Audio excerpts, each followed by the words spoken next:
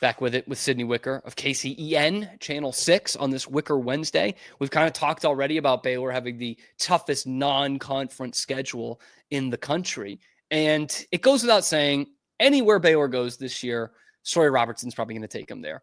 There's a ton of talent on this team. Don't get us wrong. But when you have the quarterback that covers a ton of ills, and we think Baylor has the quarterback. Sydney, I think am I okay to speak for you in that sense that we think Baylor's got the quarterback this year? I'll let you say that for me, Cam.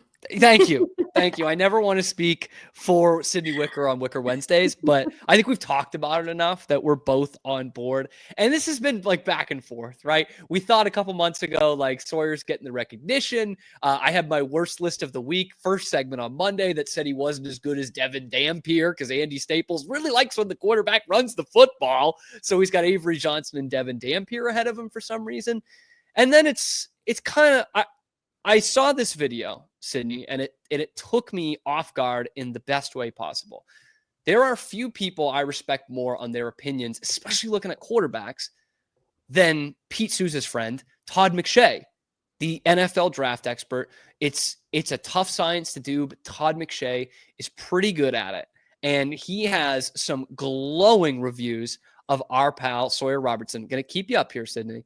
Let's listen to what let me rewind it first. Let's hear what Todd McShay had to say about our guy Sawyer. This year's Cam Ward be? I love this question. Someone who was projected day 2, day 3 at this same point, who winds up going round 1. Sawyer Robertson has my attention. He throws really well on the move, right and left.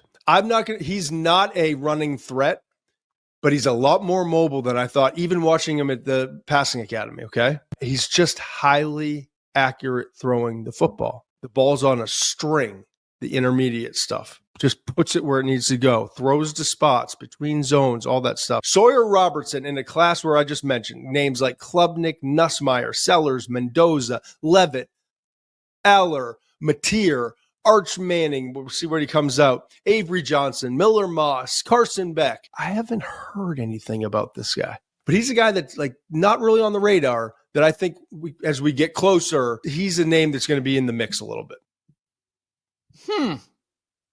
That's not bad. That's not a bad endorsement right there. I love this. Isn't that awesome? Isn't that awesome?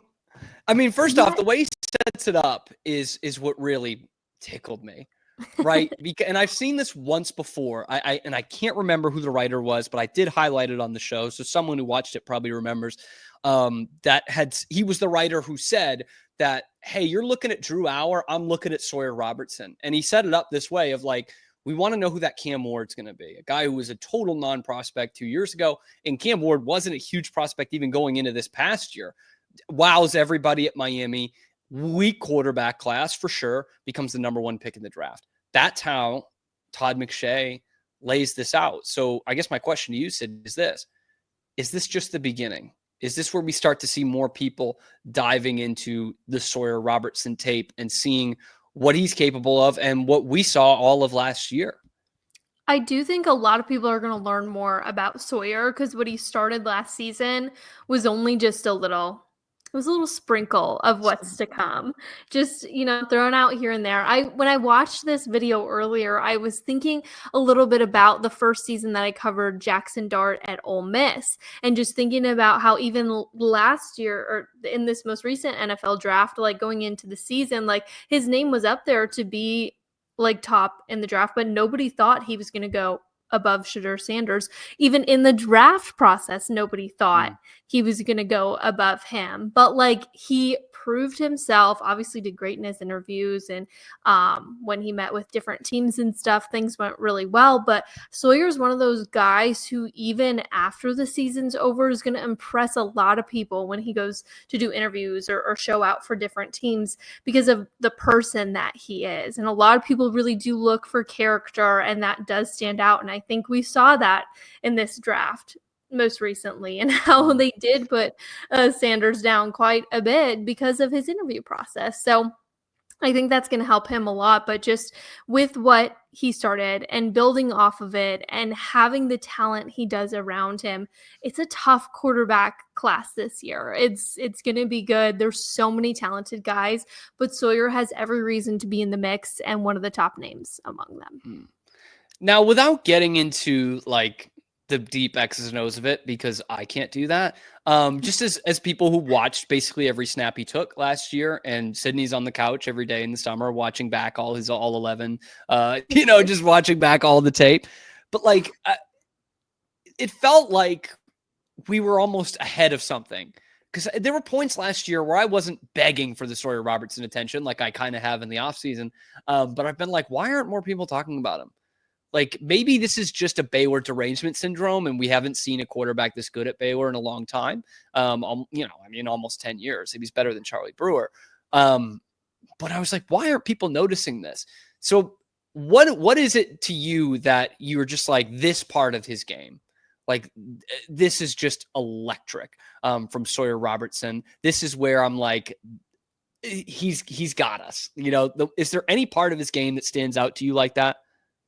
I just feel like his connection, like his ability to pass and connect the way that he does with his wide receivers is pretty impressive to me. And it's not even with his wide receivers. He freaking chucks the ball to his tight ends, like whatever, like he's finding whatever. And like the way he's able to read the field is just like so impressive. You can tell how intelligent he is. The quarterback show on Netflix, I think, has been like such an eye opener for so many people into like how quarterbacks' minds work. And I love it because it like kind of helps me even understand like what they're thinking, the thought process that goes into it.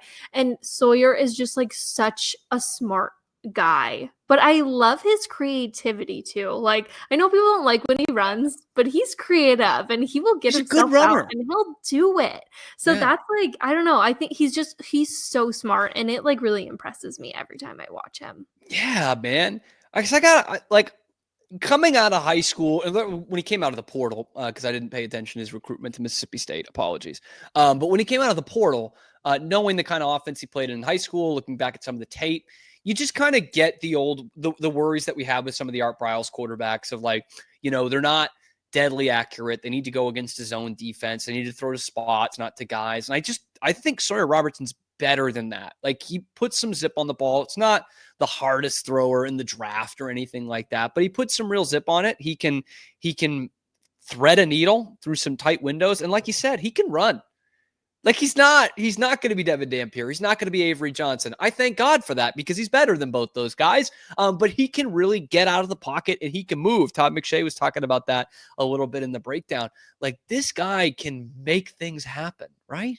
He can, and his leadership and his ability to do it also speaks volumes of the kind of QB that he is. He's a good one. He's such a, like, I have so much respect for him, like I've said, just as a human, but also as the kind of player that he is, because he is talented. Also, I want to point out the fact that he was at Mississippi State under a Mike Leach program. You have to be a darn good quarterback for Mike Leach to notice you. So yeah, he's got something special to be noticed by a guy like him. And Texas Tech still licking their wounds out there in Lubbock. He's right down the road, Tech family, and they couldn't get it done. Oof, that's got to be tough. I've said it before. I will definitely say it again throughout the season. I'm talking directly to you guys, the Baylor fans. Live this up, man. This is it. It felt like when I first got here in the Briles era, we were just going to have a great offense every year, going to have a great quarterback every year. It doesn't happen like that, okay? And we're going to get, hopefully, God willing, 2 full years of terrific quarterback play from Sawyer Robertson. And for whatever it's worth, we go back and we love the Bryce Pettys and the Seth Russells and the Nick Florences of the world. Scouts weren't talking about them like this.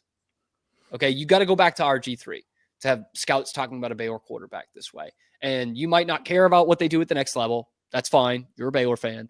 But all I'm saying is we haven't had a scout talking about a quarterback like this for a long, long time. Cannot wait. Cannot wait.